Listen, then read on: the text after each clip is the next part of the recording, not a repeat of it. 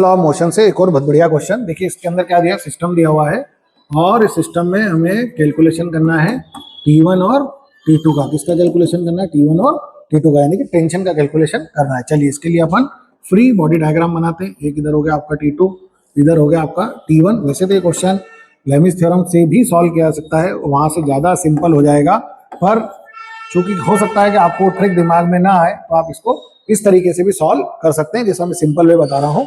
थोड़ा सा बड़ा हो जाएगा।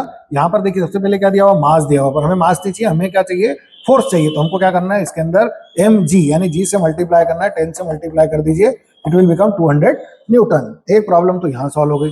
अब बात करते हैं अपन इस एंगल की, इसकी बात करते हैं अपन इसकी एंगल की। तो ये वाला एंगल हो गया 90, तो ये बन गया 30, और इधर से अगर बात करोगे तो ये 30 है, तो ये कितना हो गया 60। तो मैं यहाँ पर भी इसको बना देता हूँ। वैसे ये क्वेश्चन लेमिस थ्योरम से हो सकता है, पर मैं उस टेक्निक को अभी नहीं लगाना चाह रहा हूं। अभी आप देखिए यहाँ पर क्या हो रहा है, इस तरीके से हमने इसको बना लिया। अब इस T2 के दो कंपोनेंट करो, एक ये वाला T2 साइन 30, और ये वाला कंपोनेंट क्या हो गया T2। रिजोल्यूशन वाली मेथड से समझा रहा हूं, पर इसका मतलब नहीं है कि उससे नहीं बनेगा, उससे भी बनेगा। और एक कंपोनेंट आप इधर बनाइए, इसको अपन क्या बोलेंगे, T1 साइन 60, और एक कंपोनेंट आप इधर बनाइए, इसको आप बोलेंगे T1 कॉस 60।